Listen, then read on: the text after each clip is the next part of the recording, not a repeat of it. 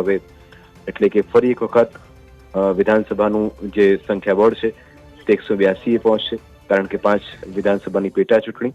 Political editor મયુર પણ આપણી સાથે જોડાશે, જે વધુ વિગત આપશે. બિલકુલ, હાલ આ 5 ધારાસભ્યો છે એ શપથ લઈ રહેલા છે અને આ 5 ધારાસભ્યોની પેટા ચૂંટણી લોકસભાની ચૂંટણીની સાથે થઈ હતી.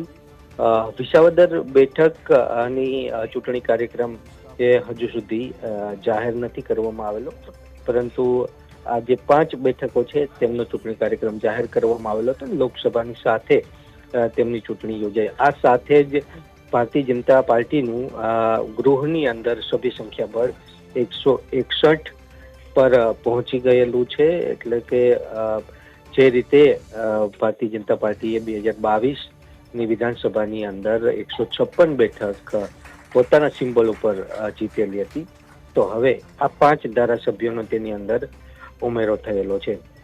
કોંગ્રેસનું સભ્ય સંખ્યાબળ જે છે તે ઓછું થયેલું છે અને